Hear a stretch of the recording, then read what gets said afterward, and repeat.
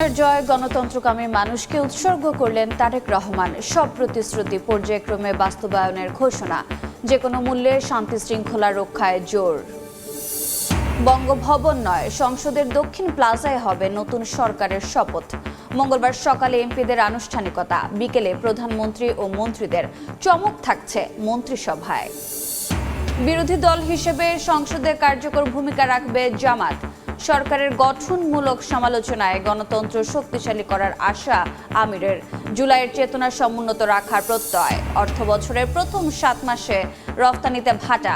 আশার আলো জাগাচ্ছে ওষুধ, চামড়াজাত সহ আলোচনার বাইরে থাকা পণ্য। নীতিগত সহায়তা ও বাজার সম্প্রসারণের তাগিদ। এবং যুদ্ধবিরতিতে গাজায় নিহত 1000-এর বেশি। আটকে আছে দ্বিতীয় ধাপ বাস্তবায়ন। শান্তি পরিষদে থাকছে না ইউরোপের কিছু দেশ। আমিরাত যুক্তরাষ্ট্রের $100 কোটি প্রতিশ্রুতি।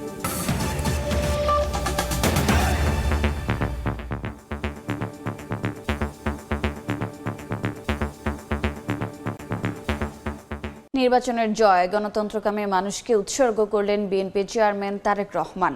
সব প্রতিশ্রুতি পর্যায়ক্রমে বাস্তবায়নের ঘোষণা দিয়ে বলেন, যে কোনো মূল্যে শান্তি শৃঙ্খলা বজায় রাখতে হবে। নিরাপদ দেশ গঠনে চাইলেন সব দলমতের সহযোগিতা।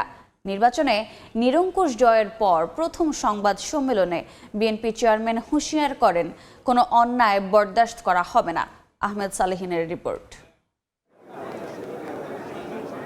2/3 বেশি আসন নিয়ে নির্বাচনে নিরঙ্কুশ জয়। দীর্ঘ 2 দশক সংগ্রামের পর ভোটে নির্বাচিত হয়ে সরকার গঠনের পথে বাংলাদেশ জাতীয়তাবাদী দল বিএনপি।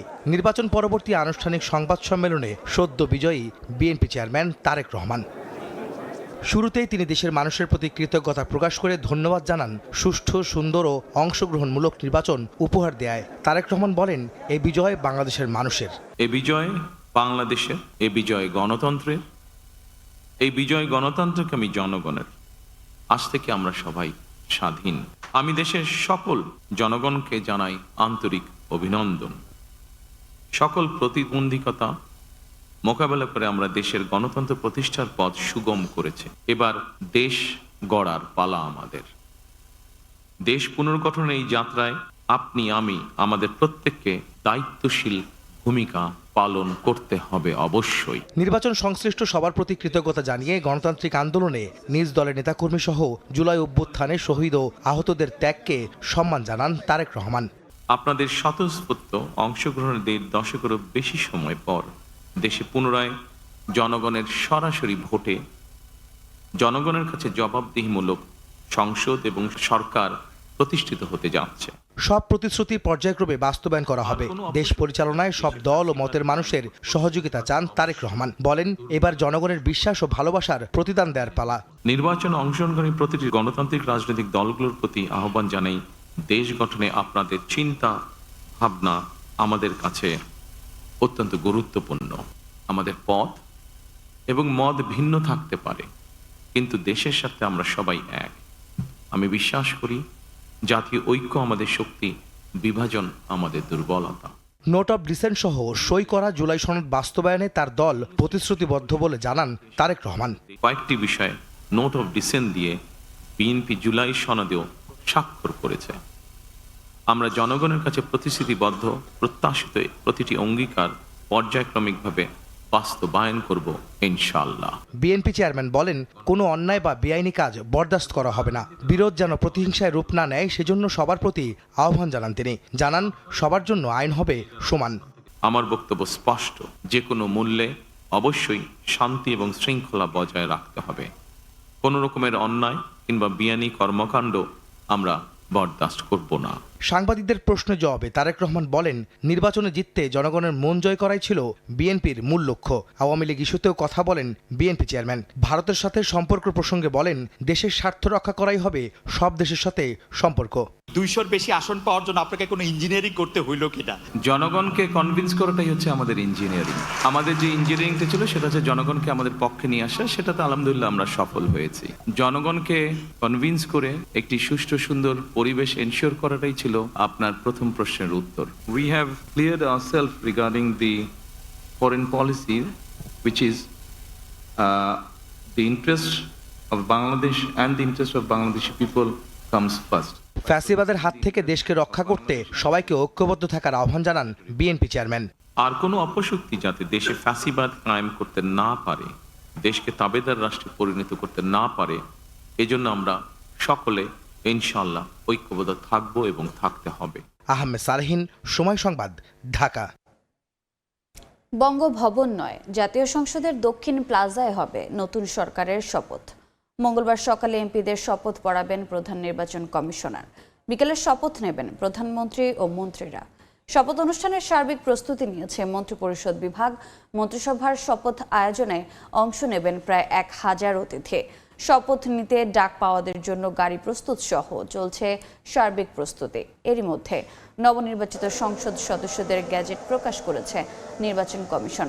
জাতীয় সংসদের 297টি আসনে যারা নির্বাচিত হয়েছেন তাদের নাম প্রকাশিত হয়েছে গ্যাজেটে।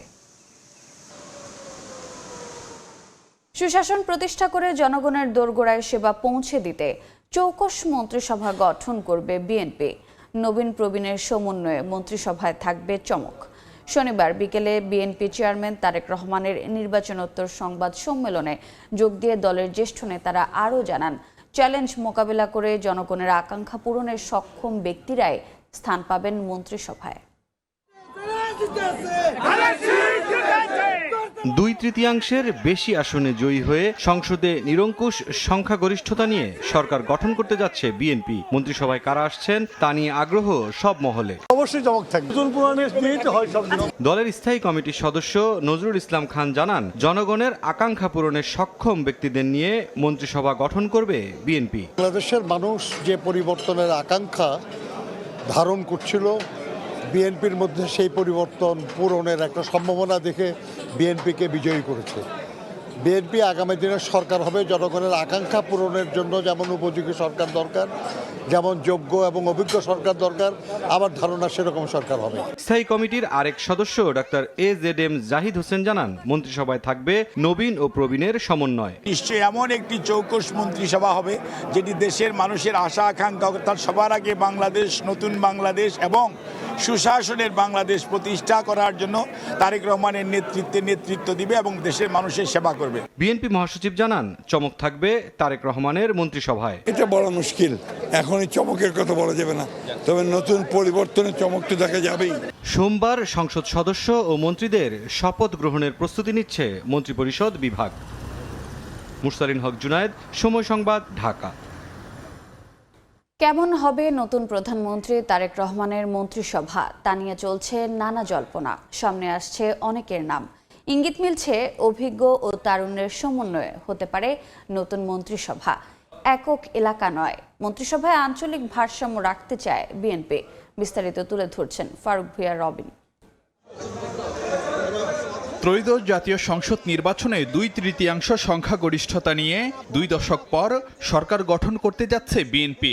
সংখ্যাগরিষ্ঠ দলের নেতা হিসেবে সরকার প্রধান বা প্রধানমন্ত্রী হিসেবে শপথের অপেক্ষায় বিএনপি চেয়ারম্যান তারেক রহমান। ভাবি প্রধানমন্ত্রীর সম্ভাব্য মন্ত্রিসভায় কারা থাকছেন তা নিয়ে জল্পনা সব মহলে। দলীয় সূত্র জানাচ্ছে, এবারের মন্ত্রিসভা হবে অভিজ্ঞতা সম্পন্ন প্রবীণ আর দক্ষ তরুণদের মিশেলে। একক কোনো এলাকা নয়, মন্ত্রিসভায় আঞ্চলিক ভারসাম্য রাখতে চায় BNP. Mirza Fakhrul Islam Alamgir, doctor Khandakar Mosharraf Hossain, doctor Moin খানদের মতন প্রবীণ নেতারা মন্ত্রিসভায় থাকবেন নাকি তাদের কেউ বঙ্গভবনের পরবর্তী বাসিন্দা হবেন তা নিয়ে আছে জল্পনা। দলের সর্বোচ্চ নীতি নির্ধারণী ফোরাম স্থায়ী কমিটির সদস্য মির্জা আব্বাস, আমির খসরু মাহমুদ চৌধুরী, সালাহউদ্দিন আহমদ, গয়েশ্বর চন্দ্র রায়, ইকবাল হাসান মাহমুদ টুকু, ডাক্তার AZM জাহিদ হোসেনকে বিবেচনা করা হচ্ছে গুরুত্বপূর্ণ মন্ত্রণালয়ের দায়িত্বে। 2001 থেকে 6 সরকারে থাকা অবসরপ্রাপ্ত air vice marshal Altaf Hossain Chowdhury, Barkatullah Bulu, ANM Ehsanul Haque Milon থাকতে পারেন এবারের মন্ত্রিসভায়ও। আলোচনায় আছেন শহীদউদ্দিন চৌধুরী অ্যানি, ইশরাক হোসেন, ডক্টর রেজা কিবরিয়া। জোট সঙ্গীদের মধ্য থেকে আলোচনায় আন্দালিব রহমান পার্থ, ববি হাজ্জাজ, নুরুল হক নূর। নতুন সরকারের সঙ্গে কোনো না কোনোভাবে থাকতে পারেন বিএনপির এবারের নির্বাচন পরিচালনা কমিটির চেয়ারম্যান ও সদস্য সচিব হিসেবে দায়িত্ব পালন করা নজরুল ইসলাম খান, রুহুল কবির রিজভী। নতুন ক্যাবিনেটের সম্ভাব্য টেকনোক্র্যাট সদস্য হিসেবে আলোচনায় AKM ওয়াহিদুজ্জামান, হুমায়ুন কবির, মাহাদি আমিন। পরবর্তী সংসদের স্পিকার হিসেবে শোনা যাচ্ছে সিনিয়র আইনজীবী অ্যাডভোকেট জয়নুল আবেদিনের নাম। ফারুক ভিয়া, রবিন, সময় সংবাদ, ঢাকা। নির্বাচনে প্রতিদ্বন্দ্বী জামাত ইসলামের আমির ডাক্তার শফিকুর রহমান ও এনসিপি আহ্বায়ক নাহিদ ইসলামের বাসায় যাবেন বিএনপি চেয়ারম্যান তারেক রহমান। আজ সন্ধ্যা 7টায় রাজধানীর বসুন্ধরা আবাসিক এলাকায় জামাত আমিরের বাসায় যাবেন বিএনপি চেয়ারম্যান। এরপর বেইলি রোডে নাহিদ ইসলামের বাসায় যাবেন তিনি। নির্বাচন পরবর্তী সৌজন্য সাক্ষাৎ ও শুভেচ্ছা বিনিময়ে তাদের সঙ্গে দেখা করতে যাবেন তারেক রহমান।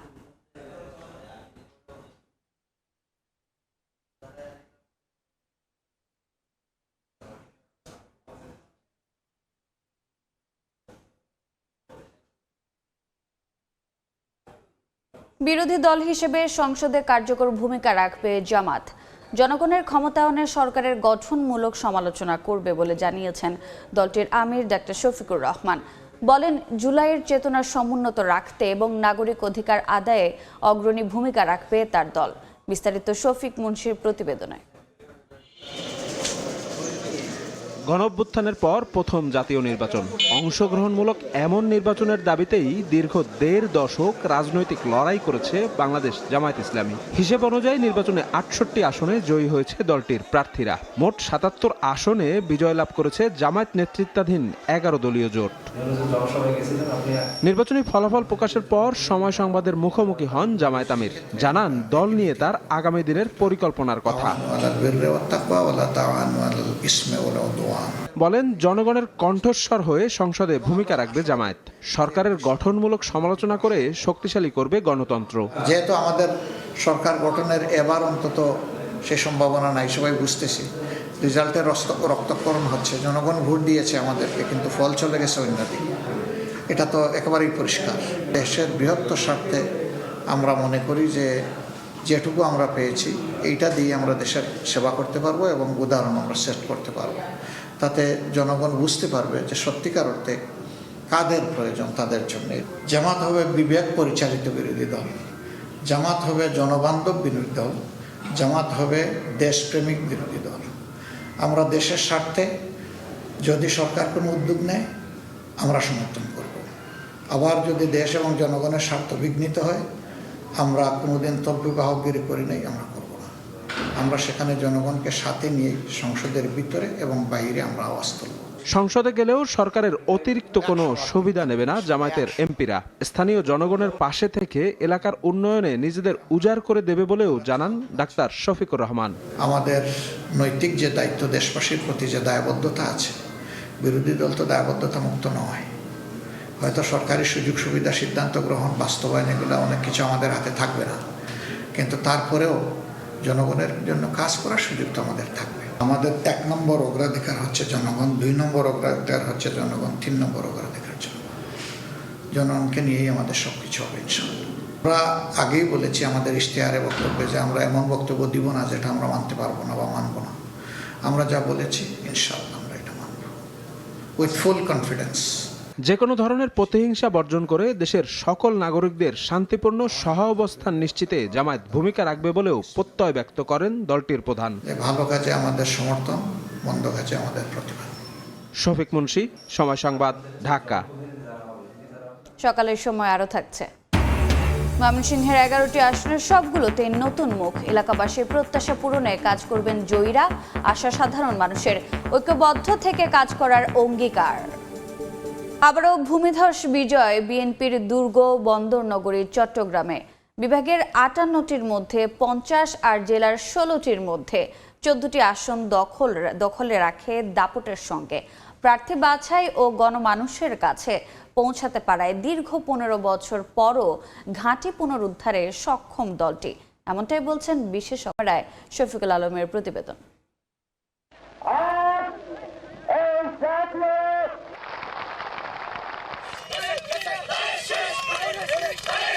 চট্টগ্রাম থেকে স্বাধীনতার ঘোষণা এবং এখানে শহীদ হন প্রেসিডেন্ট জিয়াউর রহমান। অবকাঠামো উন্নয়ন ও এই অঞ্চলে বেগম খালেদা জিয়ার বাবার বাড়ি হওয়ায় বিএনপির ঘাঁটিতে পরিণত হয় বন্দরনগরী চট্টগ্রাম।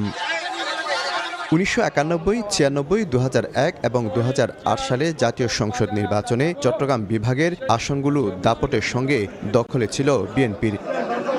সামাজিক ও রাজনৈতিক শক্ত অবস্থানের কারণে দীর্ঘ 15 বছর পর আবারও পুনরুদ্ধার দুর্গের আসনগুলো। এবারও বিভাগের 58টির মধ্যে 48 আর চট্টগ্রাম জেলার 16টির মধ্যে জয়ী 14টি। জিয়া পরিবারের প্রতি ভালোবাসায় আবারও ভূমিধস জয় এই ঘাঁটিতে। সেই অপপ্রচার এবং মিথ্যাচারের বিরুদ্ধে চট্টগ্রামবাসী আবারও প্রমাণ করেছে তারা বরাবরই যেমন খালেদা জিয়া, শহীদ জিয়ার উপর আস্থা রেখেছেন, এবার তারা আমাদের নেতা জনাব তারেক রহমান এবং ধানের শীষের উপর আস্থা রেখেছেন। গণতান্ত্রিক বাংলাদেশ, মানুষের অধিকারের বাংলাদেশ প্রতিষ্ঠার যে স্বপ্ন মানুষ দেখেছে, ভোটাররা দেখেছে, আমরা সেই স্বপ্ন বাস্তবায়নে আমাদের সর্বোচ্চ দিয়ে আমরা চেষ্টা করব। জনগণ যে আস্থা রেখেছে এটা আমাদের জন্য একটি কঠিন দায়িত্বের মধ্যে ফেলেছে। আমরা কিভাবে জনগণের প্রত্যাশা পূরণ করব, আকাঙ্ক্ষা পূরণ করব, দায়িত্ব পালন করব, সেটাই হচ্ছে গুরুত্বপূর্ণ বিষয়, অন্য বিষয়ের চেয়ে। চট্টগ্রাম জেলা ছাড়াও কক্সবাজারে 4টির মধ্যে 4টি, ফেনীর 3টি আসনে 3টি, লক্ষ্মীপুরে 4টি, কুমিল্লার 8টি এবং 3 পার্বত্য জেলার সবকটি বিএনপির দখলে। অতীতে চট্টগ্রামের উন্নয়ন ও আন্দোলন সংগ্রামের নেতাদের প্রার্থী মনোনয়নই জয়ের বড় ম্যাজিক। মানুষ মুক্তিযুদ্ধের পক্ষ বিবেচনায় বৃহত্তর চিন্তার দিক থেকে বিএনপিকে ভোটিং করেছে, ফলত বিএনপি জিতেছে। বিএনপি একটা ইন্টেলিজেন্স টিম আছে, সেই ইন্টেলিজেন্সের মধ্যে মাঠের খবর নিয়ে কিন্তু প্রার্থী নির্বাচন করেছেন, তার সুফলও কিন্তু বিএনপি পেয়েছেন। তবে চট্টগ্রামে 2টি আসনে বিএনপি জয় পেলেও আদালতের নির্দেশে এখনও ফলাফল স্থগিত রয়েছে। শফিকুল আলম, সময় সংবাদ, চট্টগ্রাম। বিগত সময়ে ময়মনসিংহের সাবেক বা অভিজ্ঞ সংসদ সদস্যের আধিপত্য থাকলেও এবারে নির্বাচনে ব্যতিক্রম ঘটেছে। জেলার 11টি আসনের নির্বাচিতরা প্রথমবারের মতো যাচ্ছেন জাতীয় সংসদে। তাদের প্রতি মানুষের প্রত্যাশাও অনেক। ঐক্যবদ্ধ থেকে কাজ করার অঙ্গীকার নতুনদের। ওবায়দুল হকের রিপোর্ট, ছবি তুলেছেন গগন পণ্ডিত। 1973 থেকে 2024 প্রতি নির্বাচনেই ময়মনসিংহ জেলায় ছিল কোনো না কোনো সাবেক বা অভিজ্ঞ সংসদ সদস্যের আধিপত্য। তবে ব্যতিক্রম ঘটল এবারের ত্রয়োদশ জাতীয় সংসদ নির্বাচনে। এবার জেলার 11 আসনের নির্বাচিত সব সংসদ সদস্যই নতুন মুখ, যাদের কেউই এর আগে ছিলেন না সংসদ সদস্য। জেলার 11 আসনের মধ্যে 8টিতেই জয়ী হয়েছেন বিএনপির প্রার্থীরা। একটি করে আসনে জয়ী হয়েছেন জামায়াত, বাংলাদেশ খেলাফত মজলিস ও স্বতন্ত্র প্রার্থী। বিএনপির প্রার্থীরা নিরঙ্কুশ বিজয় পাওয়ায় উচ্ছ্বাসে ভাসছে নেতাকর্মীরা। ফুলেল শুভেচ্ছায় সিক্ত হচ্ছেন নবনির্বাচিতরা। অনেকে বিভিন্ন এলাকায় ঘুরে নেতাকর্মী ও ভোটারদের সঙ্গে করছেন কুশল বিনিময়। সাধারণ মানুষের চাওয়া, এলাকার সব ধরনের সমস্যা নিরসন সহ ভোটের আগে দেয়া প্রতিশ্রুতি যেন রক্ষা করেন নবনির্বাচিত জনপ্রতিনিধিরা। অন্যান্য এলাকার তুলনায় এখানে খুবই অবহেলিত এলাকা। আমরা আশা করব সরকারের কাছ থেকে একটি উন্নয়ন ভাবনা নিয়ে আসবেন। ময়মনসিংহে একটি অভূতপূর্ব উন্নয়ন সাধিত হবে। আমাদের রাস্তাঘাট, ব্রিজ এবং মানুষ ভালোভাবে চলতে পারে, ব্যবসা বাণিজ্য করতে পারে। এলাকার উন্নয়নে জনগণের যে প্রত্যাশা, এই প্রত্যাশার জায়গাটুকুকে নির্বাচিতরা উপলব্ধি করবে বলে আমি বিশ্বাস করি। আর নির্বাচিতরা জানান, মাদক, সন্ত্রাস, চাঁদাবাজি বন্ধ সহ এলাকাবাসীর প্রত্যাশা পূরণে কাজ করবেন তারা।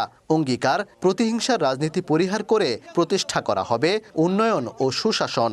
প্রতিশ্রুতি দিয়েছি, 17 বছরেই শুনেছি। আমরা ঘৃণাভরে প্রত্যাখ্যান করে কাজ করে প্রমাণ করতে চাই। কোনো ধরনের কোনো প্রতিহিংসার রাজনীতি আমরা করব না। শুধুমাত্র বিএনপি না, আমরা সকল দলকে সাথে নিয়ে মুক্তাগাছার সমস্যাগুলি এক এক করে সমাধান করব। খুব দ্রুত স্বাস্থ্য খাতকে ডেভেলপ করব, শিক্ষাকে ডেভেলপ করব। আমরা ডেটা অ্যানোটেশন বা ডেটা লেভেলিংয়ের মতো কাজকর্মকে উপজেলা লেভেলে ছড়িয়ে দিয়ে তাদের একটা অল্টারনেটিভ আর্নিংকে তৈরি করতে চাই। আমি সবাইকে নিয়ে পথ চলতে চাই, ঐক্যবদ্ধ ফুলবাড়িয়া করতে চাই, চাঁদাবাজমুক্ত ফুলবাড়িয়া করতে চাই। এদিকে ময়মনসিংহের 11টি আসনে প্রতিদ্বন্দ্বিতা করা 67 প্রার্থীর মধ্যে জাতীয় পার্টির সাবেক 3 বারের এমপি ফখরুল ইমাম সহ 35 জন হারিয়েছেন জামানত। ওবায়দুল হক, সময় সংবাদ, ময়মনসিংহ। নির্বাচনের সংখ্যাগরিষ্ঠতা অর্জনের পর সরকার গঠনের আনুষ্ঠানিক প্রক্রিয়ায় বিএনপি। দলের নিরঙ্কুশ বিজয়ে নেতাকর্মীদের মাঝে উৎসবের আমেজ। আয়োজন করা হচ্ছে আনন্দ মিছিল ও দোয়া মাহফিল। বগুড়াবাসীর মতে ঘরের ছেলে তারেক রহমানের নেতৃত্বে আরও জোরদার হবে দেশের উন্নয়ন ও অর্থনৈতিক অগ্রযাত্রা। শাহাদুল ইসলামের ক্যামেরায় আব্দুল আওয়ালের রিপোর্ট। একই পরিবারে 3 প্রজন্ম, 3টি ইতিহাস। একজন স্বাধীনতার পর জাতিকে দিশা দিয়েছেন, একজন গণতন্ত্রের জন্য লড়েছেন, আরেকজন সে উত্তরাধিকার নিয়ে দাঁড়িয়েছেন নতুন বাংলাদেশের প্রত্যাশা হয়ে। বাবা শহীদ রাষ্ট্রপতি জিয়াউর রহমান ছিলেন দেশের প্রথম নির্বাচিত রাষ্ট্রপতি, আর মা বেগম খালেদা জিয়া ছিলেন দেশের প্রথম নারী প্রধানমন্ত্রী। এবার তাদেরই সন্তান বিএনপি চেয়ারম্যান তারেক রহমান হতে যাচ্ছেন প্রধানমন্ত্রী। ত্রয়োদশ জাতীয় সংসদ নির্বাচনে রেকর্ড 2/3 ভোট পেয়ে বিএনপি অর্জন করেছে গণমানুষের আস্থা। এই বিজয়ের আবেগ বগুড়াবাসীর মনে আরো গভীর। দলটির প্রতিষ্ঠাতা ও শহীদ রাষ্ট্রপতি জিয়াউর রহমানের জন্মভূমি বগুড়ায়। এখান থেকে রাজনীতির হাতেখড়ি হয়েছিল বিএনপি চেয়ারম্যান তারেক রহমানের। 1988 সালে বগুড়ার গাবতলী উপজেলা বিএনপির একজন সাধারণ সদস্য হিসেবে তারেক রহমানের রাজনৈতিক পথ চলা শুরু হয়। তৃণমূল থেকে শুরু হওয়া সেই পথ চলা এখন ইতিহাসের নতুন অধ্যায়। বগুড়া বরাবরই বিএনপির দুর্গ হিসেবে পরিচিত। এবারে জাতীয় নির্বাচনেও হয়নি তার ব্যতিক্রম। বগুড়া 6 সদর আসনে বিপুল জনসমর্থনে 2.25 লাখেরও বেশি ভোট পেয়ে জয়ী হয়েছেন তারেক রহমান। শুধু একটি আসন নয়, জেলার বাকি 6টি সংসদীয় আসনেও বিএনপি প্রার্থীরা পেয়েছেন ভূমিধস জয়। দীর্ঘ 2 দশকের আন্দোলন সংগ্রামের পর এবার ঘরের সন্তান নিচ্ছেন প্রধানমন্ত্রীর দায়িত্ব।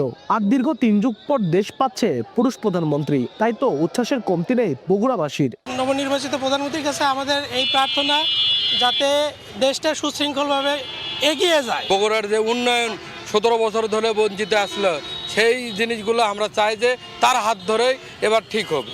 ছেলে মেয়ে বেকার আছে, এদের কর্মসংস্থান সহ বগুড়াকে যাতে একটা অত্যন্ত আধুনিক এবং সুনির্দিষ্ট পরিকল্পনার মাধ্যমে উন্নয়ন করা হয়।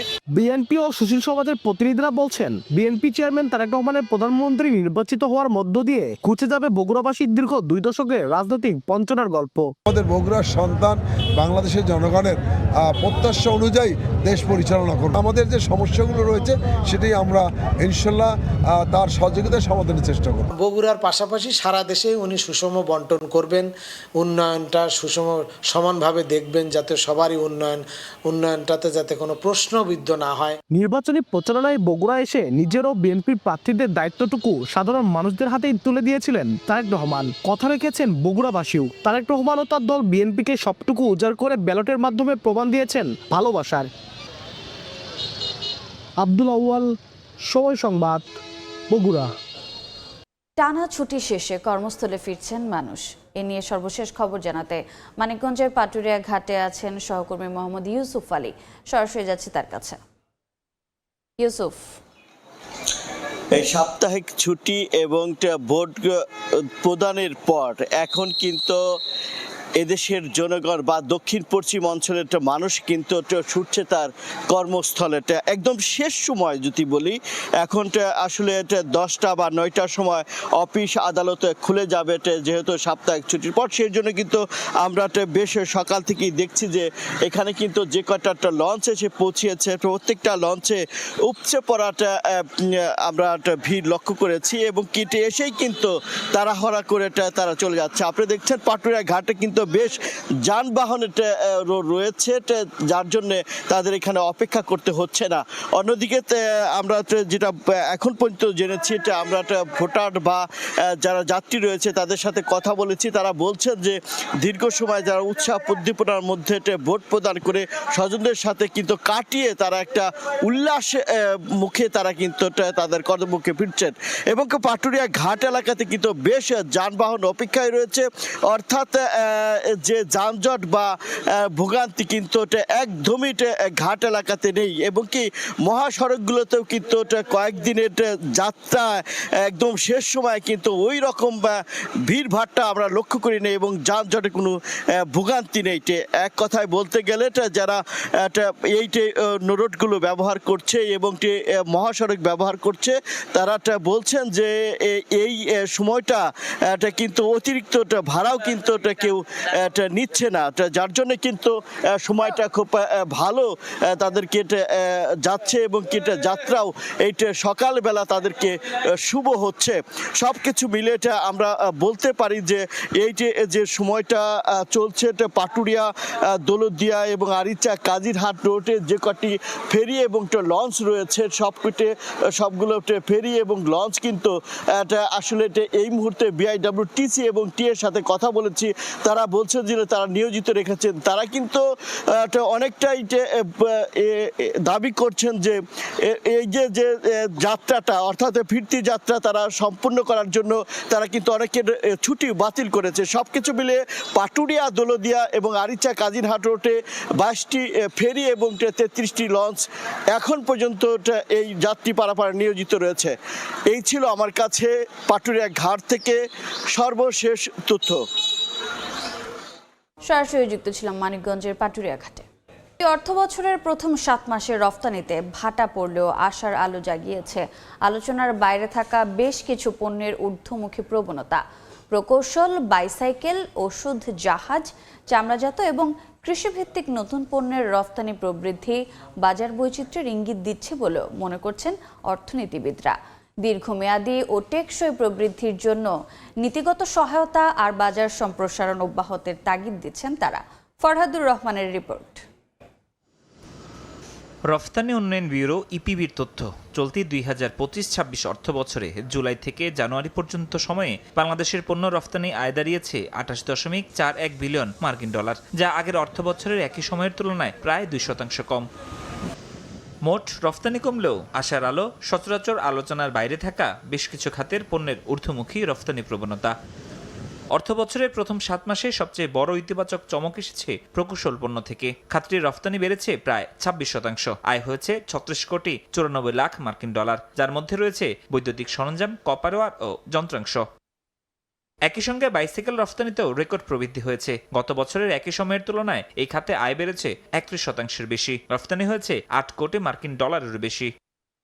বেড়েছে ওষুধ রফতানিও। এই সময়ে খাতটি থেকে আয় হয়েছে প্রায় 14 কোটি মার্কিন ডলার, প্রবৃদ্ধি দাঁড়িয়েছে 5% বেশি। ইপিবির তথ্য মতে জাহাজ, চামড়াজাত পণ্য, জুট ইয়ার্ন ও জুট ব্যাগ, ক্র্যাব, চিংড়ি ও জীবন্ত মাছ, এমনকি গুঁড়া মশলা, ফলমূল ও শাকসবজির মতো খাতেও রফতানি বেড়েছে উল্লেখযোগ্য হারে। এদিকে চলতি অর্থ বছরের 7 মাসে চীনের রফতানি বেড়েছে প্রায় 20%, যা থেকে আয় হয়েছে 49 কোটি 3 লাখ মার্কিন ডলার। এছাড়া পোল্যান্ডের রফতানি বেড়েছে 7% বেশি। নির্দিষ্ট পণ্যের উপর নির্ভরতা কমিয়ে রফতানি বৈচিত্র্য বাড়াতে পারলে দীর্ঘমেয়াদী টেকসই প্রবৃদ্ধিতে ভূমিকা রাখবে বলে মনে করেন অর্থনীতিবিদরা। রপ্তানি আয় কমে যাওয়ার অন্যতম কারণ হচ্ছে যে বাংলাদেশের রপ্তানি আয় একক পণ্যের উপরে নির্ভরশীল হয়ে পড়েছে। বাংলাদেশের রপ্তানি আয় কয়েকটা নির্দিষ্ট বাজারের উপরে নির্ভরশীল হয়ে পড়েছে। বাজার সম্প্রসারিত করতে হবে, রপ্তানি পণ্যে বৈচিত্র্য আনতে হবে। ট্রেডিশনাল যে প্রোডাক্টগুলো আমরা রপ্তানি করে থাকি সেটা থেকে বের হয়ে আসতে হবে। আঞ্চলিকভাবে অনেক পণ্য কিন্তু এখন উৎপাদন করা হচ্ছে, আঞ্চলিকভাবে অনেক পণ্য কিন্তু তৈরি করা হচ্ছে, সেগুলোকে আপনার রপ্তানি ব্যবস্থা করতে হবে। তৈরি পোশাক খাতে সাময়িক চাপ থাকলেও অপ্রচলিত ও নতুন পণ্যের রফতানিতে গতি এলে দেশের বৈদেশিক আয় কাঠামো আরও শক্তিশালী হবে বলে মনে করেন সংশ্লিষ্টরা। ফরহাদুর রহমান, সময় সংবাদ, ঢাকা। 2025 সালে ইউরোপীয় ইউনিয়নের সামগ্রিক আমদানি বেড়েছে 2%-এরও বেশি। এ সময়ে জোটটিতে সবচেয়ে বেশি তৈরি পোশাক রফতানি করেছে চীন। এরপরে দ্বিতীয় স্থানে থাকা বাংলাদেশের বছর ব্যবধানে জোটটিতে রফতানি বেড়েছে প্রায় 6%। গেল বছর ইউরোপীয় ইউনিয়নে বিভিন্ন দেশের তৈরি পোশাক রফতানি বেড়েছে 2%-এরও বেশি। বছর জুড়ে জোটটিতে রফতানি হয়েছে $90 বিলিয়ন। ইউরোস্টেটের তথ্য, এ সময় জোটটিতে সবচেয়ে বেশি তৈরি পোশাক রফতানি করেছে চীন। দেশটির রফতানি 1.17% বেড়ে দাঁড়িয়েছে $26.58 বিলিয়ন। এরপর দ্বিতীয় স্থানে থাকা বাংলাদেশের রফতানি জোটটিতে বছর ব্যবধানে প্রায় 6% বেড়ে দাঁড়িয়েছে $19.41 বিলিয়ন। তবে 2024 সালের ডিসেম্বরের তুলনায় গেল ডিসেম্বরে জোটটিতে বাংলাদেশের পোশাক রফতানি কমেছে 12%। তৃতীয় স্থানে থাকা তুরস্কের ক্ষেত্রে রফতানি কমেছে 10.73%। দেশটি রফতানি করেছে $8.34 বিলিয়ন তৈরি পোশাক। আর ভারতের রফতানি 7.99% বেড়ে দাঁড়িয়েছে $4.52 বিলিয়ন। ইয়ানুর শিফাত, সময় সংবাদ। মার্কিন বাণিজ্য নীতিতে পরিবর্তন, রেসিপ্রোকাল ট্যারিফ সহ নানা কারণে বদলে যাচ্ছে আন্তর্জাতিক বাজার ব্যবস্থা, যার নেতিবাচক প্রভাব মোকাবিলায় পরিবর্তন আনতে হচ্ছে স্বল্পোন্নত দেশের উৎপাদন, রফতানি এবং বাণিজ্য নীতিতে। ইতোমধ্যেই বাংলাদেশ সহ এলডিসি তালিকাভুক্ত 44 দেশের সামষ্টিক বাণিজ্য ক্ষতি হয়েছে অন্তত 2%। এটি আগামীতে আরও বাড়তে পারে বলে সতর্ক করেছে জাতিসংঘ বাণিজ্য ও উন্নয়ন সংস্থা। মার্কিন বাণিজ্য নীতিতে পরিবর্তন, রেসিপ্রোকাল ট্যারিফ আরোপ সহ বিশ্বজুড়ে ভূ রাজনৈতিক নানা সমীকরণ বিভিন্ন দেশের উপর মার্কিন নিষেধাজ্ঞা এবং কূটনৈতিক টানাপোড়েন ক্রমেই বাড়ছে, যার প্রভাব পড়েছে বিভিন্ন দেশের বাণিজ্য নীতিতে। বদলে যাচ্ছে পণ্যের উৎপাদন ও রপ্তানির চিত্র। অসম প্রতিযোগিতায় পড়ে বাজার হারাচ্ছে স্বল্পোন্নত দেশগুলো। এসব পরিবর্তনের ফলে অন্তত 2% বাণিজ্য ক্ষতির মুখে পড়েছে বাংলাদেশ সহ জাতিসংঘের তালিকাভুক্ত অন্তত 44টি স্বল্পোন্নত দেশ। এর মধ্যে রয়েছে এশিয়ার 8টি, প্রশান্ত মহাসাগরীয় অঞ্চলের 3টি, আফ্রিকার 32টি এবং ক্যারিবিয়ান অঞ্চলের স্বল্পোন্নত দেশ হাইতি। উন্নত দেশসমূহ তুলনামূলকভাবে কম ক্ষতিগ্রস্ত হয়েছে এবং তাদের শুল্ক সুবিধা আগের চেয়ে বৃদ্ধি পেয়েছে। ফলে অসম প্রতিযোগিতার মুখে পড়েছে তুলনামূলক কম উন্নত দেশগুলো, যেটি বিশ্বব্যাপী চ্যালেঞ্জের মুখে ফেলেছে পণ্য উৎপাদন ব্যবস্থা। উন্নয়নশীল ও স্বল্পোন্নত দেশগুলোকে কাঁচামাল রপ্তানি না করে নিজেদের উৎপাদন ক্ষমতা বাড়ানো, নির্দিষ্ট বাজারের উপর নির্ভরতা কমানো এবং আন্তর্জাতিক বাজার বিশ্লেষণ করে পণ্যের বৈচিত্র্য নিয়ে আসা সহ বেশ কয়েকটি পরামর্শ দিয়েছে জাতিসংঘ বাণিজ্য ও উন্নয়ন সংস্থা। তোফাজ্জল হোসাইন, সময় সংবাদ, ঢাকা। রাজশাহীতে দুর্বৃত্তের গুলিতে এক ব্যক্তি নিহত হয়েছেন। শনিবার রাতে নগরের খোঁজাপুর এলাকায় নামাজ পড়তে যাচ্ছিলেন কারখানা শ্রমিক মোস্তফা। এ সময় দুর্বৃত্তরা এসে তাকে গুলি করে পালিয়ে যান। স্থানীয়রা উদ্ধার করে রাজশাহী মেডিকেল কলেজে নেওয়ার পথেই তার মৃত্যু হয়। মোস্তফা কোনো রাজনৈতিক দলের সঙ্গে জড়িত ছিল না বলে জানায় তার পরিবার। ঘটনাস্থল পরিদর্শন করে পুলিশ জানায় তদন্ত শেষে বিস্তারিত জানা যাবে।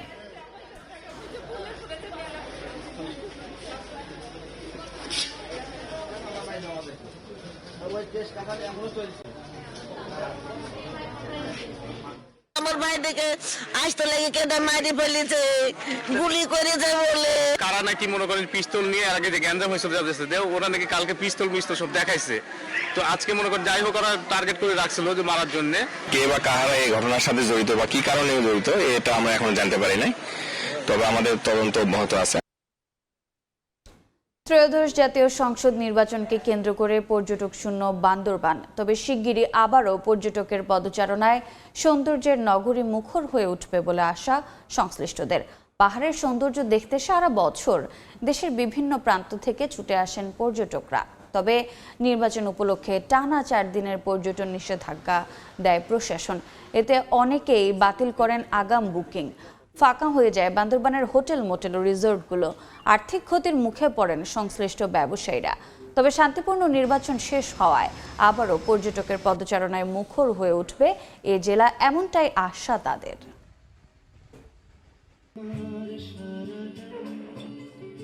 দেখছেন সকালের সময়। দেশের বাইরের খবর। গাজার পশ্চিম তীরে অবৈধ বসতি স্থাপনকারীদের হামলায় অন্তত 54 ফিলিস্তিনি আহত হয়েছেন। একের পর এক ইসরায়েলি হামলায় যুদ্ধবিরতির লঙ্ঘনে গাজার যুদ্ধবিরতির দ্বিতীয় ধাপ বাস্তবায়ন আটকে আছে বলে দাবি বোর্ড অব পিসের কর্মকর্তাদের। ফিলিস্তিনের প্রেসিডেন্ট মাহমুদ আব্বাস যুদ্ধবিরতি বাস্তবায়নে ইসরায়েলের বাধা অপসারণের দাবি তুলেছেন। এদিকে ট্রাম্পের বোর্ড অব পিসে $100 কোটি বেশি সহায়তার অঙ্গীকার এসেছে। অবরুদ্ধ গাজা ও পশ্চিম তীরে সমান তালে চলছে ইসরায়েলি বর্বরতা। স্থানীয় সময় শুক্রবার পশ্চিম তীরে অবৈধ বসতি স্থাপনকারীদের হামলায় অর্ধশতাধিক ফিলিস্তিনি আহত হন। তালফিদ ও তুরমুস আইয়ার ঘরবাড়ি ও জলপাই গাছ ভাঙচুর করা হয়। জাতিসংঘের হিসেবে গত অক্টোবর থেকে এখন পর্যন্ত 1000-এর বেশি ফিলিস্তিনি নিহত হয়েছেন। মার্কিন প্রেসিডেন্ট ডোনাল্ড ট্রাম্প প্রতিষ্ঠিত গাজা শান্তি পরিষদের সদস্য নিকোলাই ম্লাদেনোভের দাবি, ইসরায়েলের নিরন্তর হামলায় গাজা পুনর্গঠন কমিটি কাজ শুরু করতে পারছে না। কমিটির সদস্যরা মিশরে দেখা করলেও এখনো গাজায় ঢোকা সম্ভব হয়নি। তার দাবি, চুক্তির দ্বিতীয় ধাপে হামাসের নিরস্ত্রীকরণ ও আন্তর্জাতিক নিরাপত্তা বাহিনী মোতায়েনের কথা আছে, কিন্তু হামাস অস্ত্র ছাড়েনি, নিরাপত্তা বাহিনীও মোতায়েন করা হয়নি। ফিলিস্তিনের president Mahmoud Abbas African union সম্মেলনে বলেন, ইসরায়েল যুদ্ধবিরতির দ্বিতীয় ধাপ বাস্তবায়নে বাধা দিচ্ছে। তিনি প্রশাসনিক কমিটিকে গাজায় কাজ করতে দিতে তেল আবিবের প্রতি আহ্বান জানান। গাজা ও পশ্চিম তীরকে এক প্রশাসনের অধীনে আনার দাবিও তোলেন আব্বাস। এদিকে গাজা পুনর্গঠনে গঠিত ট্রাম্পের বোর্ড অফ পিসে বড় অঙ্কের অর্থের প্রতিশ্রুতি এসেছে। সংযুক্ত আরব আমিরাত ও যুক্তরাষ্ট্র $100 কোটি বেশি সহায়তা দেবে বলে জানিয়েছে। বিশ্বব্যাংক ও জাতিসংঘ বলছে পূর্ণ পুনর্গঠনে প্রয়োজন $50 বিলিয়ন বেশি। বোর্ডের সনদে বলা আছে $1 বিলিয়ন বেশি অর্থ দিলে বোর্ডের স্থায়ী সদস্যপদ মিলবে। ইউরোপের কিছু দেশ এতে যোগ না দেওয়ার সিদ্ধান্ত নিয়েছে। সাদিয়া তাসনিম, সময় সংবাদ। ইউক্রেনের ওপর চাপ দিলে যুদ্ধ শেষ হবে না বলে সাফ জানিয়েছেন ইউরোপিয়ান কাউন্সিলের ভাইস প্রেসিডেন্ট কাজা কাল্লাস। ইউক্রেনীয় প্রেসিডেন্ট ভলোদিমির জেলেনস্কি বলছেন, রাশিয়ার আলোচক বদল সিদ্ধান্ত পিছানোর কৌশল। সাবেক ন্যাটো প্রধানের দাবি, পুতিন শান্তি চান না। দ্রুত অস্ত্র সরবরাহ ও কঠোর নিষেধাজ্ঞার আহ্বান উঠেছে মিউনিখে। এদিকে মার্কিন পররাষ্ট্রমন্ত্রী মার্কো রুবিও বলেন, রাশিয়া সত্যি শান্তি চায় কিনা তা এখনো স্পষ্ট নয়। রাশিয়া ইউক্রেন যুদ্ধ বন্ধে আলোচনা যেন কিছুতেই সামনে এগোচ্ছে না। হুমকি হুঁশিয়ারি, নিষেধাজ্ঞা শুল্কারোপের পাশাপাশি চলছে দুই দেশের পাল্টাপাল্টি হামলা। মিউনিখে ৬২তম নিরাপত্তা সম্মেলনের দ্বিতীয় দিনে ইউরোপিয়ান কাউন্সিলের ভাইস প্রেসিডেন্ট কাজা কাল্লাস বলেন, কেবল ইউক্রেনের উপর চাপ দিলে টেকসই শান্তি আসবে না। এতে দখল করা অঞ্চল ধরে রাখার সুযোগ পাবে রাশিয়া। আগ্রাসী পক্ষ লাভবান হলে ভবিষ্যতে হামলার ঝুঁকি থাকবে। তিনি স্পষ্ট করে বলেন, যুদ্ধ থামাতে হলে মস্কোর উপর রাজনৈতিক ও অর্থনৈতিক চাপ বাড়াতে হবে, অন্যথায় যে কোনো চুক্তি হবে সাময়িক। ইউক্রেনের প্রেসিডেন্ট ভলোদিমির জেলেনস্কি বলেন, জেনেভা বৈঠকের আগে রাশিয়ার আলোচক পরিবর্তন ইচ্ছাকৃত বিলম্ব। আগের 2 দফা আলোচনায় নেতৃত্বে ছিলেন সামরিক গোয়েন্দা প্রধান ইগোর কস্তিউকোভ। এবার ক্রেমলিন সহকারী ভ্লাদিমির মেদিনস্কিকে পাঠানো হচ্ছে। জেলেনস্কির দাবি, এতে আলোচনার ধারাবাহিকতা ভেঙে যাবে। তিনি আরো বলেন, নিরাপত্তা নিশ্চয়তা ছাড়া কোনো সমঝোতা মেনে নেবে না ইউক্রেন। সাবেক ন্যাটো প্রধান অ্যান্ডার্স ফগ রাসমুসেন বলেন, পুতিন বিশ্বাস করেন তিনি যুদ্ধক্ষেত্রে জয়ের পথে এগোচ্ছেন, তাই এখন তার আলোচনায় বসার আগ্রহ কম। এই অবস্থায় ইউক্রেনকে আরও দূরপাল্লার অস্ত্র ও বিমান প্রতিরক্ষা দিতে হবে। একই সঙ্গে রাশিয়ার জ্বালানি ও ব্যাংকিং খাতে কঠোর নিষেধাজ্ঞা বাড়াতে হবে। তার মতে, শক্ত অবস্থান না নিলে যুদ্ধ দীর্ঘায়িত হতে পারে।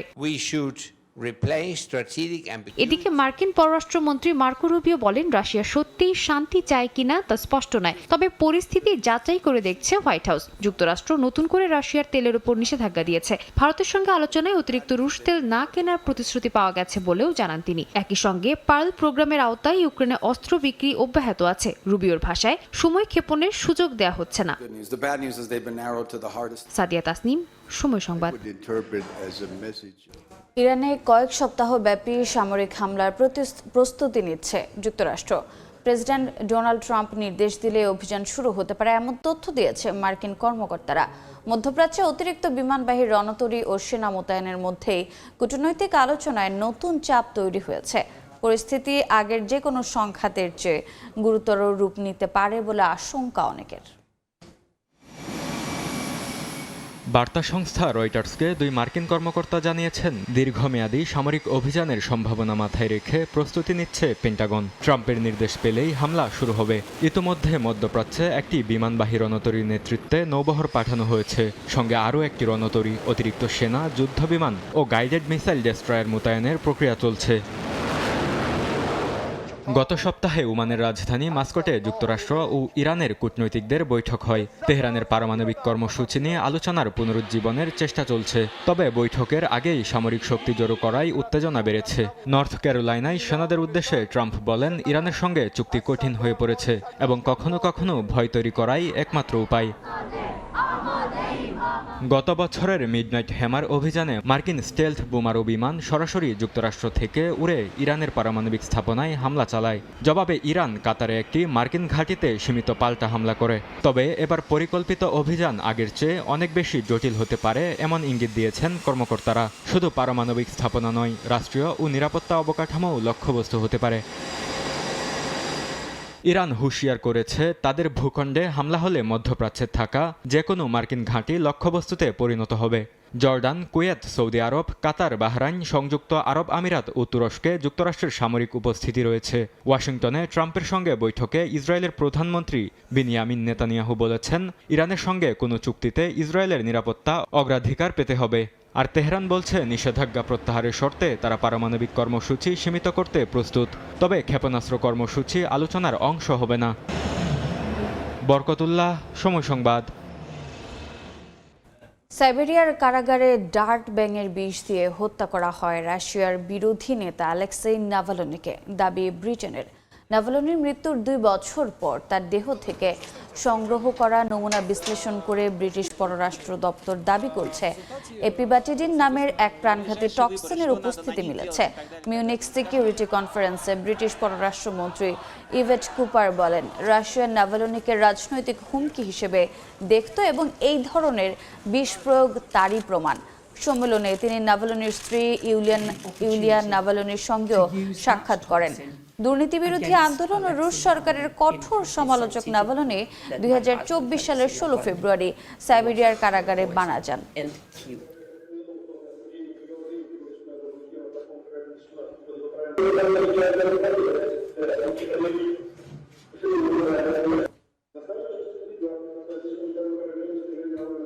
দেখছেন সকালের সময়। এবারে খেলার খবর। অন্তর্বর্তীকালীন সরকারের সময়ও দেশের ক্রিকেটাঙ্গন ন্যায় বিচার পায়নি, তাই বিএনপি সরকার গঠন করার পর আইনিভাবে বর্তমান বোর্ডকে ভেঙে নতুন করে সাজানোর ব্যবস্থা করা হবে, এমন প্রত্যাশার কথা জানিয়েছেন সাবেক বিসিবি পরিচালক রফিকুল ইসলাম বাবু। নির্বাচিত না হলেও ক্রীড়ামন্ত্রী হিসেবে আমিনুল হককে সংগঠকদের পছন্দ বলেও জানান তিনি। ক্রীড়াঙ্গনকে রাজনীতি মুক্ত রাখতে সব ধরনের ব্যবস্থা নেওয়া হবে বলেও জানান তিনি। আন্তর্জাতিক ম্যাচ ফেরানো হবে বগুড়া ও খুলনায়।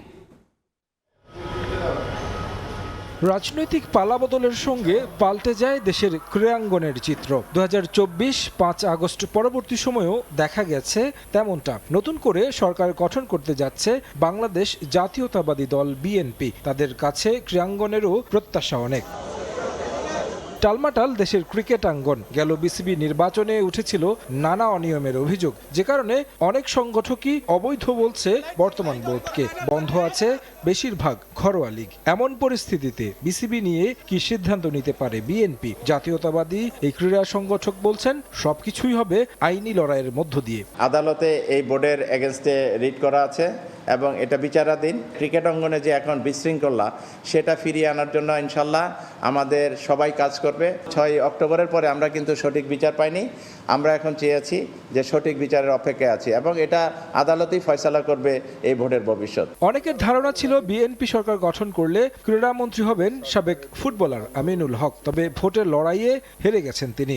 বিএনপিতে ক্রীড়া সংগঠক আছেন আরও বেশ কয়েকজন। যদিও ক্রীড়াঙ্গনে আমিনুলের অবদান স্মরণ করে তার উপর এখনো ভরসা রাখছেন অনেকে। যারা ক্রীড়ার সাথে সংশ্লিষ্ট আছে এবং খেলাধুলাকে আরও এগিয়ে নেওয়ার জন্য অনেক শ্রম দিতে পারবে, পরিশ্রম করতে পারবে, তার মেধা কাজে লাগাতে পারবে, এই ধরনের একজন ব্যক্তিকে খুঁজে বের করবে। এটা ডেফিনেটলি আমাদের আমিনুল অনেক কাজ করেছে ক্রীড়াঙ্গন নিয়ে, এটার বিকল্প নেই। ক্রিকেটার সাকিব আল হাসানকে দেশে ফেরানোর ব্যাপারে দ্বিমত নেই বিএনপি সংগঠকদের, তবে রাজনৈতিক সংশ্লিষ্টতার কারণে হওয়া মামলার মোকাবিলা করতে হবে তাকেই। তাছাড়া দীর্ঘ সময় আন্তর্জাতিক ক্রিকেট নেই বগুড়া ও খুলনায়, যদিও আছে স্টেডিয়াম। 2008-এর পরে এবং 2024 সাল পর্যন্ত আমাদের এই যে আন্তর্জাতিক স্টেডিয়াম, বিশেষ করে শহীদ চান্দ স্টেডিয়াম, খুলনা স্টেডিয়াম, এগুলিকে অব্যবহার করে, অর্থাৎ এখানে কোনো আন্তর্জাতিক ম্যাচ হয়নি, এগুলিতে ঘরোয়া ক্রিকেটে খেলা হয়নি ওই রকমভাবে, এবং আস্তে আস্তে এগুলি কিন্তু আন্তর্জাতিক মানে যে স্ট্যাটাস সেটা কিন্তু হারিয়েছে। সাকিব একজন বিশ্ব বরেণ্য ক্রিকেটার। আমরাও চাই সাকিব দেশের হয়ে খেলুক। আমরা আইনের শাসনে বিশ্বাসী, বিচার ব্যবস্থার স্বাধীনতা আছে। সে যদি দোষী হয় বা আসার সাহস করে বিচারের সম্মুখীন হবে, সেটা ফেস করে যদি সে দেশের হয়ে খেলতে পারে, এটা ভালো। 2001 থেকে আপনি 7-8 সাল পর্যন্ত যদি আমাদের ক্রীড়াঙ্গন দেখেন, সেখানে অনেক কিন্তু আমাদের যোগ্য সংগঠক ছিল অনেকেই, যারা আমাদের মতাদর্শে বিশ্বাসী নয়। তৃণমূলে ক্রিকেট ছড়িয়ে দিতে নানা কর্মসূচি নিয়ে মাঠে থাকবে সংগঠকরা বলেও জানান তিনি। যা যা করা দরকার সব করা হবে ইনশাল্লাহ। তারেক হাসান শিমুল, সময় সংবাদ, ঢাকা। মাঠের লড়াই ছাপিয়ে যা হয়ে ওঠে স্নায়ুযুদ্ধ। ভারত পাকিস্তান ম্যাচ মানেই উত্তেজনার পারদ তুঙ্গে। তবে সাম্প্রতিক আইসিসি ইভেন্টগুলোতে নেই সেই চিরাচরিত প্রতিদ্বন্দ্বিতা। একপাক্ষিক আধিপত্যে রেকর্ড বই নতুন করে লিখছে টিম ইন্ডিয়া। ম্যাচের আগে হম্বিতম্বি করল মাঠে বরাবরই ফিকে পাকিস্তান। ক্রিকেট বিশ্বের সবচেয়ে বড় ব্লকবাস্টার, যার উত্তাপ গ্যালারি ছাড়িয়ে ছড়িয়ে পড়ে দুই দেশের কোটি কোটি মানুষের ড্রয়িং রুমে। ভারত পাকিস্তান ম্যাচ মানেই যেন সময় থমকে যাওয়া। মাঠের লড়াই শুরুর আগেই যেখানে শুরু হয়ে যায় মনস্তাত্ত্বিক যুদ্ধ, যেন শ্রেষ্ঠত্বের এক অলিখিত সনদ। তবে সাম্প্রতিক বছরগুলোতে আইসিসি ইভেন্টের পরিসংখ্যানে তাকালে রোমাঞ্চের চেয়ে আধিপত্যের গল্পই বেশি চোখে পড়ে। ওয়ানডে বিশ্বকাপে ভারতের আধিপত্য প্রশ্নাতীত। সবশেষ 2023 ওয়ানডে বিশ্বকাপেও আহমেদাবাদের নরেন্দ্র মোদী স্টেডিয়ামে চিরপ্রতিদ্বন্দ্বীদের স্রেফ উড়িয়ে দিয়েছিল রোহিত শর্মার দল। আইসিসি ওয়ানডে ইভেন্টে পাকিস্তানের বিপক্ষে 8-0 ব্যবধানে এগিয়ে ভারত। তবে মুদ্রার উল্টাপিঠটাও দেখেছে ক্রিকেট বিশ্ব। 2021 টি-20 বিশ্বকাপে দুবাইয়ের মাটিতে বাবর আজম এবং মোহাম্মদ রিজওয়ানের ব্যাটে 10 উইকেটের জয় পেয়েছিল পাকিস্তান। সেটিই ছিল বিশ্বমঞ্চে ভারতের বিপক্ষে পাকিস্তানের প্রথম জয়। কিন্তু 2022 টি-20 বিশ্বকাপে মেলবোর্নের সেই মেলোড্রামা ভোলা সম্ভব? কোহলির সেই অতিমানবীয় ইনিংস পাকিস্তানের জয় কেড়ে নিয়েছিল শেষ মুহূর্তে। সবশেষ 2024 টি-20 বিশ্বকাপেও নিউ ইয়র্কের কঠিন পিচে কম রানের পুঁজি নিয়েও জয় ছিনিয়ে নিয়েছে টিম ইন্ডিয়া। বোলারদের সম্মিলিত প্রচেষ্টায় পাকিস্তানের ব্যাটিং লাইনআপের ব্যর্থতা আবারও প্রকট হয়ে উঠেছিল বড় আসরে। আইসিসি ইভেন্টে ভারতের ব্যাটিং গভীরতার পাকিস্তানের বোলিং ইউনিটের লড়াই চিরকালই ক্লাসিক। তবে শেষ কয়েক বছরে পাকিস্তানের মিডল অর্ডার ব্যাটিং এবং ফিল্ডিংয়ের দুর্বলতা ভারতের জয়ের পথকে করেছে মসৃণ। এবারের লড়াইয়ের পথটা মোটেও সহজ ছিল না। ভেন্যু জটিলতা আর হাইব্রিড মডেল নিয়ে কম জল ঘোলা হয়নি। বাংলাদেশ ইস্যুতে ম্যাচ বয়কটের ডাক দিয়ে উত্তেজনা চরমে তুলেছিল পাকিস্তান। তবে সব সংশয় আর নাটকীয়তার পর শেষ পর্যন্ত মাঠে গড়াচ্ছে ম্যাচ। দুই দলের খেলোয়াড়দের মধ্যে বন্ধুত্বের আবহ থাকলেও সীমান্তের দুই পারে চাপটা পাহাড় সম। ইতিহাসের পাতায় কার নাম নতুন করে লেখা হবে? ভারতের আধিপত্য নাকি পাকিস্তানের পাল্টা জবাব? সব প্রশ্নের উত্তর মিলবে 22 গজে। তবে জয় পরাজয় যাই হোক, জয় হবে ক্রিকেটের। নিয়ন মোহাইমিন, সময় সংবাদ। টি-20 বিশ্বকাপের আরও খবর। নিউজিল্যান্ডকে হারিয়ে সুপার 8-এ এক পা দিয়ে রাখলো সাউথ আফ্রিকা। আহমেদাবাদে কিউইদের 17 বল হাতে রেখে 7 উইকেটে হারিয়েছে এইডেন মার্ক্রামের দল। ব্যাট হাতে বিধ্বংসী ইনিংস খেলে ম্যাচ সেরাও হয়েছেন প্রোটিয়া অধিনায়ক। এ নিয়ে টি-20 বিশ্বকাপে 5 দেখায় 5 বারই সাউথ আফ্রিকার কাছে হারল নিউজিল্যান্ড। এদিন টস জিতে আগে ফিল্ডিংয়ের সিদ্ধান্ত নেয় প্রোটিয়ারা। তবে ফিন অ্যালেন আর মার্ক চ্যাপম্যান বাদে সাউথ আফ্রিকান বোলারদের সামলাতে পারেনি বাকিরা। অ্যালেন 17 বলে 31 আর চ্যাপম্যান করেন 26 বলে 48। এছাড়াও শেষ দিকে ড্যারেল মিচেল করেন 32। প্রোটিয়াদের হয়ে 4 উইকেট নেন মার্কো ইয়ানসন। 176 রানের লক্ষ্যে খেলতে নেমে হেসে খেলে জয় তুলে নেয় সাউথ আফ্রিকা। কৃতিত্ব দলের অধিনায়ক মার্ক্রামের। মাত্র 44 বলে হার না মানা 86 রানের ইনিংস খেলেন এই ওপেনার। তাতে বাকিরা ব্যর্থ হলেও 3 ম্যাচের টানা তৃতীয় জয় নিশ্চিত হয় সাউথ আফ্রিকার। সেই সাথে সুপার 8-এ ওঠাটা অনেকটাই নিশ্চিত। এ পর্যায়ে শীর্ষ সংবাদগুলো জানিয়ে দিচ্ছি আরেকবার। নির্বাচনের জয় গণতন্ত্রকামী মানুষকে উৎসর্গ করলেন তারেক রহমান। সব প্রতিশ্রুতি পর্যায়ক্রমে বাস্তবায়নের ঘোষণা, যে কোনো মূল্যে শান্তি শৃঙ্খলা রক্ষায় জোর। বঙ্গভবন নয়, সংসদের দক্ষিণ প্লাজায় হবে নতুন সরকারের শপথ। মঙ্গলবার সকালে এমপিদের আনুষ্ঠানিকতা, বিকেলে প্রধানমন্ত্রী ও মন্ত্রীদের চমক থাকছে মন্ত্রিসভায়। এবং বিরোধী দল হিসেবে সংসদে কার্যকর ভূমিকা রাখবে জামাত। সরকারের গঠনমূলক সমালোচনায় গণতন্ত্র শক্তিশালী করার আশা আমিরের। জুলাইয়ের চেতনা সমুন্নত রাখার প্রত্যয়। এ ছিল সকালের সময়। আন্তর্জাতিক সময়ের সঙ্গে থাকবেন কাজল আব্দুল্লাহ। ধন্যবাদ। আন্তর্জাতিক সময় নিয়ে আসছে কিছুক্ষণ পরে, সঙ্গে থাকুন সময়ের।